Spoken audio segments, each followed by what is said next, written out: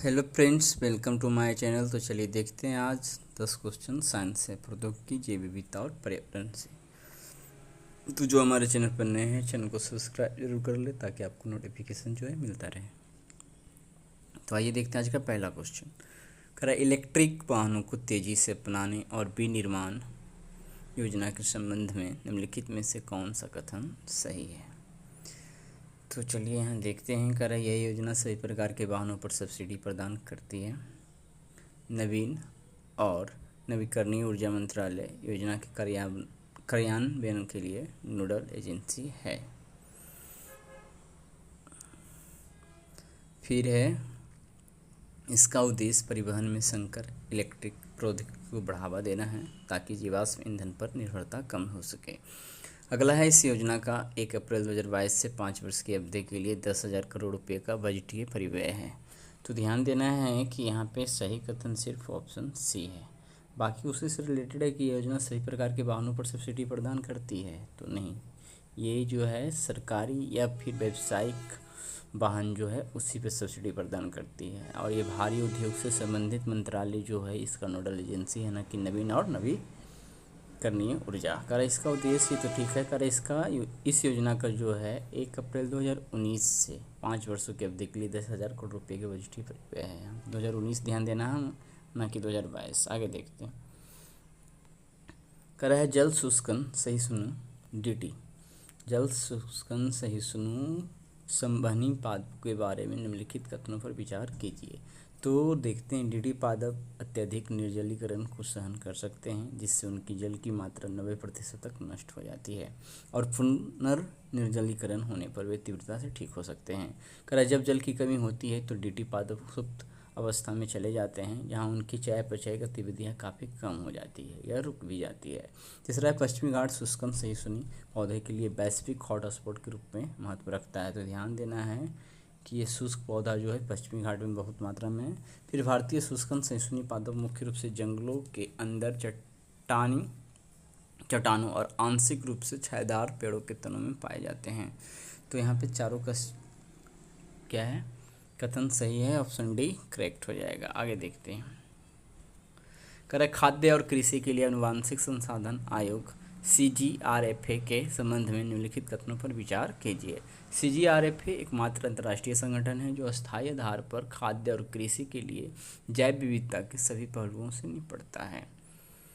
दूसरा है, यह संयुक्त राष्ट्र के खाद्य एवं कृषि संगठन का एक अंतर सरकारी निकाय है। तीसरा है, इसका सचिवालय रोम इटली में स्थित है। तो ध्यान देना है कि यहाँ पे तीनों कथन सही है। ठीक है, सॉरी, यहाँ पे तीनों कथन जो है ना वो सही है। चलिए अगला देखते हैं, और इसका आप PDF देख सकते हैं डिटेल में। अल्जाइमर रोग के संबंध में निम्नलिखित कथनों पर विचार करें। पहला है, यह एक प्रगतिशील बीमारी है जो स्मृति और अन्य महत्वपूर्ण मानसिक कार्यों को नष्ट कर देती है। दूसरा है, हाल ही में मोनोक्लोनल एंटीबॉडी डोनानेबम ने दिखाया है कि अगर जल्दी इलाज किया जाए तो ये बीमारी की प्रगति को काफ़ी धीमा कर देता है। कर डोनावेम बीमारी के इलाज के लिए एक कम लागत वाली दवा है। तो डोनानेबम जो है बीमारी इलाज के लिए कम लागत वाली नहीं, उच्च लागत वाली ये दवा है। ठीक है, बाकी ये दोनों कथन जो है इससे सही, इसलिए ऑप्शन बी सही होगा। केवल 2 ही सही हो सकता है। ये आगे देखते हैं।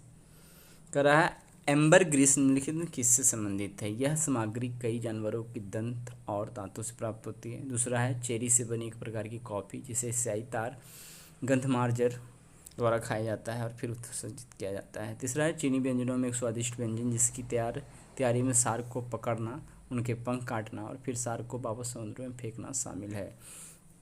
और डी है, कुछ व्हेलों के पाचन तंत्र में उत्पन्न होने वाला एक मूल्यवान पदार्थ।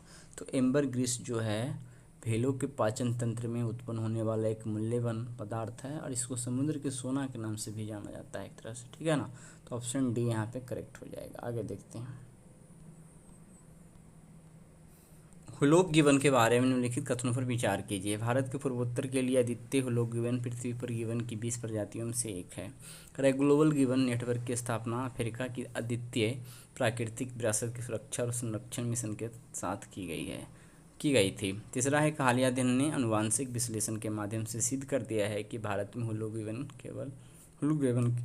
केवल एक ही प्रजाति है।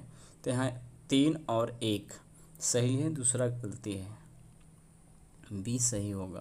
दूसरा में बस गलती ये है कि यह एशिया की अद्वितीय प्राकृतिक विरासत है, ना कि अफ्रीका की। ठीक है, तो उसके अनुसार आंसर हो जाएगा 1 और 3। ठीक है, आगे देखते हैं। कर पायलट व्हेल के संबंध में निम्नलिखित में से कौन सा गलत है? तो कर 2 मौजूदा प्रजातियां लंबे पंख वाली पायलट व्हेल और छोटे पंख वाली पायलट व्हेल है। दूसरा है कि लंबे पंख वाले पायलट व्हेल उष्णकटिबंधीय और उपोष्णकटिबंधीय जल में रहते हैं, जबकि छोटे पंख वाले पायलट व्हेल ठंडे पानी में रहते हैं। तीसरा है, IUCN में लंबे पंख वाले पायलट व्हेल को संकटग्रस्त प्रजातियों की लाल सूची में कम से कम चिंता का विषय के रूप में सूचीबद्ध किया गया है।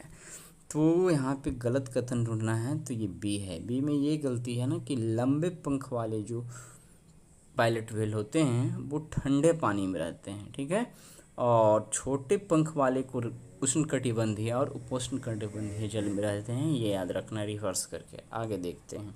तो लंबे वाले को ठंडे पानी में भेज देना है, छोटे वाले को उपोष्णकटिबंधीय और उष्णकटिबंधीय क्षेत्र। आगे देखते हैं। निम्नलिखित कथनों पर विचार करें। हाल ही में आंध्र प्रदेश सरकार ने मलेरिया और डेंगू जैसे मच्छर जनित बीमारियों को नियंत्रित करने के उपाय के रूप में राज्य के जल निकायों में गम्बूसिया मछली छोड़ी।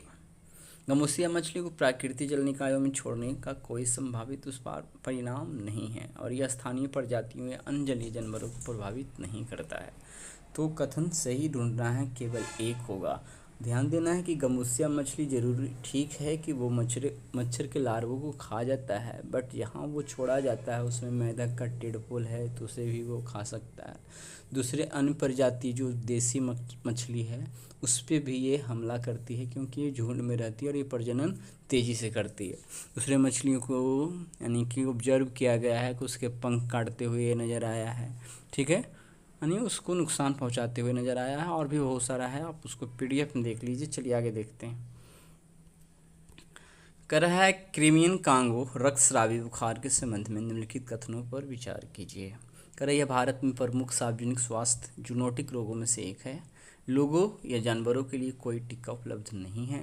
यह वायरस मुख्य रूप से टिक्स और पशुधन जानवरों से लोगों में फैलता है। तो ये आंसर होगा ऑप्शन बी।